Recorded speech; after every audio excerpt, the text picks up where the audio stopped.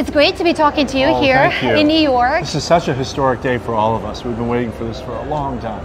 And I know that Central Asians are as happy, as thrilled, even though I have to tell you that they are not as open or willing to share their excitement with media, specifically with international media.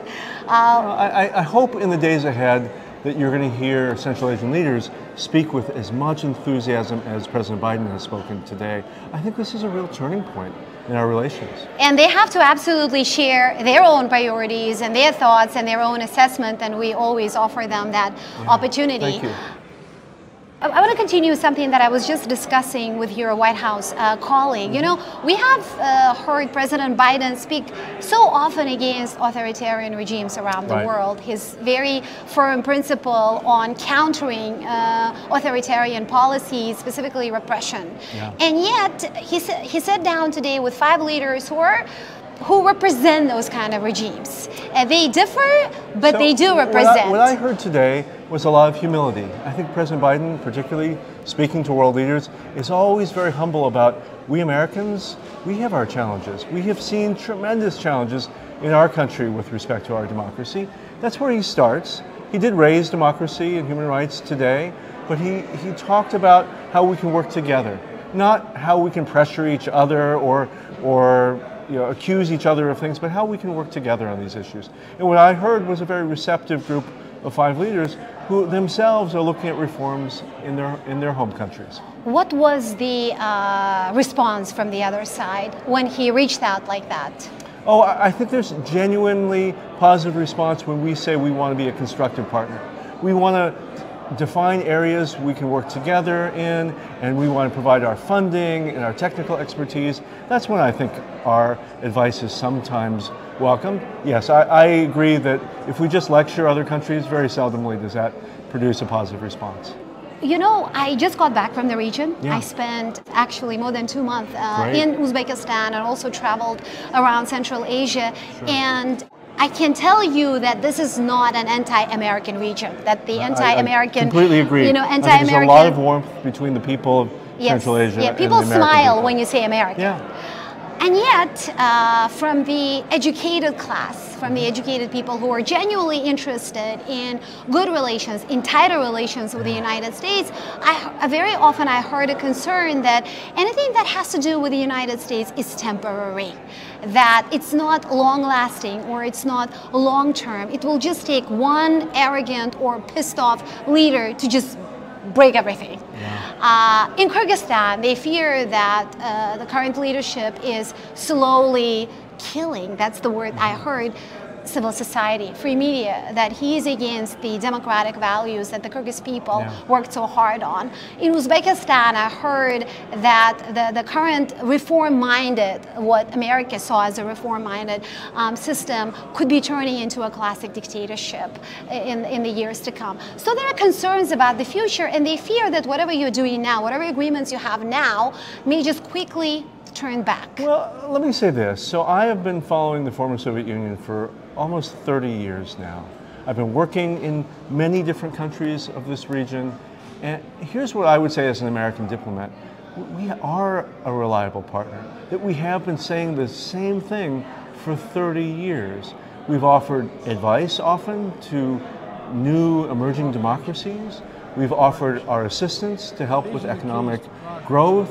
We've offered technical expertise as these economies struggle with how to transition to green economies, how to employ large numbers of young people. We have been consistent in doing that. That doesn't always mean that we have gotten along with every government. Some governments have been harder to get along with. This is a real moment, I think, of inflection. That's what President Biden said. He said, this is a moment of inflection in which what we do today will determine the future for generations of people to come. I really believe that. I think this is a turning point in our relationship. I think to get President Biden, other senior leaders to really focus on Central Asia, there is so much opportunity there. We are excited about the engagement offered by Central Asia's leaders. You don't worry on a day-to-day basis as America's top diplomat on the region that you may do something that's going to upset the regimes or any of the regimes, and they can quickly start taking decisions that are against your interests. Like, for example, going after US-supported NGOs or projects, USAID projects. My experience over 30 years is we're a patient government. We have great partners in Central Asia, and it's going to take time for us to develop those relations. I'm not Central Asian, but as an American diplomat, I would say we want Central Asia to have good relations with all of its neighbors and the big partners around the world. With Russia, with China, with the United States. We don't want Central Asia to choose. If I were Central Asian, I would say take the best from all of the partners. Cultivate good relations with all of us.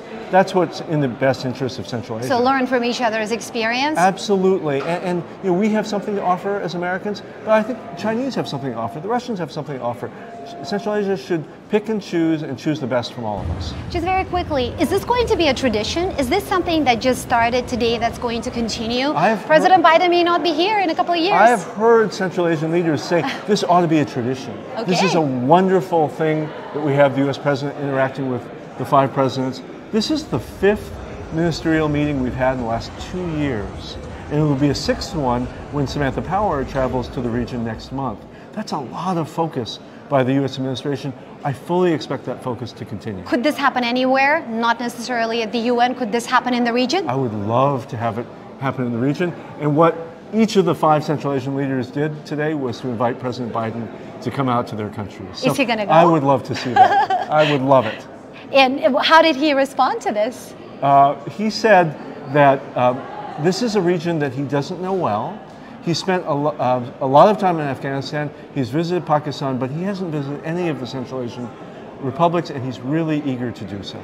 Okay, great. Good luck. Thank you so much. Thanks for your attention. Thank you. Thank you for being available. Thanks. It's an honor to be here with you, our first presidential summit, all the presidents around this table, and the Secretary of State. I think this is a historic moment, building on years of close cooperation between Central Asia and the United States. The cooperation is grounded in our shared commitment to sovereignty, independence, territorial integrity. These principles matter more than ever, in my view.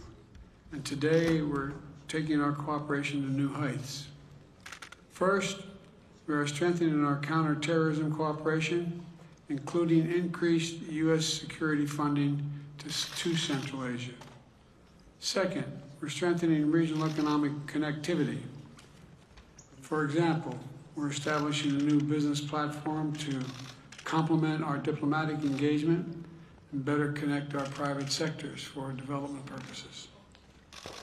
And we're also discussing the potential for a new critical minerals dialogue to strengthen our energy security and supply chains for years to come. And third, we're launching a new initiative on disability rights. And I want to thank you all for your fruitful conversation today, which has already taken place. And I look forward to working with all of you to do even more in the future. I'm genuinely looking forward to following up in this meeting because we are stronger, and I genuinely believe the world is safer when we stand together, our 5 nations. So thank you very, very much for making the effort. I look forward to seeing you soon, possibly in one of your countries. Thank you.